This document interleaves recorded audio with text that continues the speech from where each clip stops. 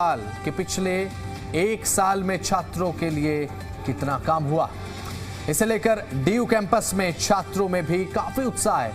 अब जी दिल्ली एनसीआर हरियाणा ने छात्र छात्राओं से की है खास बातचीत और साथ ही बातचीत की तो ये बताया गया कि इस बार छात्र सिर्फ वादे नहीं बल्कि पिछले एक साल का हिसाब भी मांग रहे हैं, रिपोर्ट कार्ड मांग रहे हैं कि प्रतिनिधियों ने आखिर किया क्या है। अब छात्रों के मुताबिक विश्वविद्यालय में काम तो हुआ है लेकिन समस्याएं अभी भी पूरी तरह से खत्म नहीं हुई। छात्रों की माने तो करीब 40% काम हुआ जबकि 60% समस्याएं तो आज भी जस की तस है। सुनिए जरा उन्हीं की जुबानी क्या कहते हैं दिल्ली यूनिवर्सिटी के छात्र। दिल्ली विश्वविद्यालय में इंफ्रास्ट्रक्चर अच्छा होगा, शिक्षा व्यवस्था दुरुस्त होगी, छात्रों के आने जाने के लिए जो मेट्रो कार्ड है उसमें कुछ कंस्ट्रक्शन होगा और साथ ही विश्वविद्यालय में पानी के साथ जो मूलभूत सुविधाएं हैं उनका समाधान होगा। इन्हीं वादों के साथ में लगातार चुनाव होते हैं और दूसरे चुनाव के बाद ये धरातल पर कितने कामगार साबित होते हैं इन पर आज छात्रों को जानने की कोशिश करते हैं।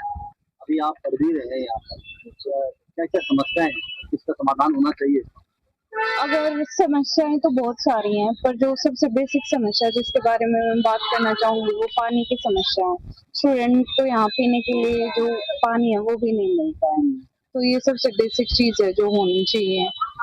और बिल्डिंग के इंफ्रास्ट्रक्चर की बात करें, किस टाइप का बिल्डिंग इंफ्रास्ट्रक्चर वगैरह जैसे बहुत पुराना है। आई वॉज इन एमडीयू तो वहाँ पे इंफ्रास्ट्रक्चर बहुत अच्छा है यहाँ से देखा जाए तो। लाइब्रेरी की जो व्यवस्था है वो भी बहुत बेटर होनी चाहिए।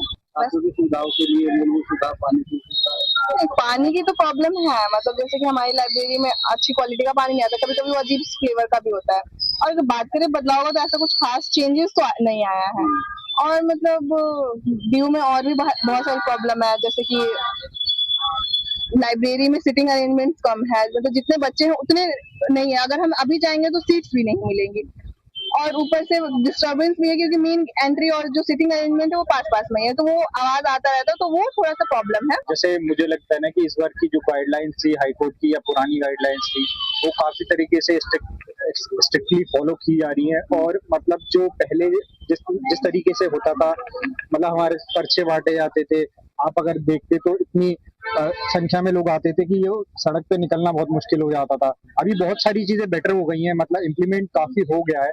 बट मुझे लगता है कि आने वाले टाइम में ये जो गाड़ियों का ये थोड़ा जो रोड को ब्लॉक कर देते हैं, इस तरीके की दिक्कतें स्टूडेंट्स को झेलनी पड़ती है। ट्रैफिक है एक बेसिक मुद्दा, ठीक है कि स्टूडेंट लेट हो जाते हैं क्लासों के लिए, एक वो चीज भी है।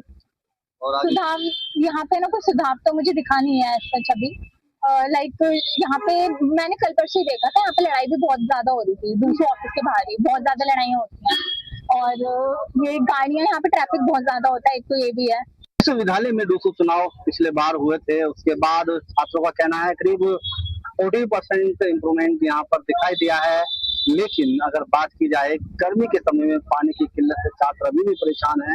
साथ ही क्लासेस में बैठने के लिए क्लास में सीट कम है और इंफ्रास्ट्रक्चर दुरुस्त नहीं है। इस तरह की शिकायत छात्रों ने की। अब देखने वाली बात होगी इस चुनाव में कितना बदलाव विश्वविद्यालय में देखने को मिलेगा। नसीम अहमद, मीडिया, दिल्ली।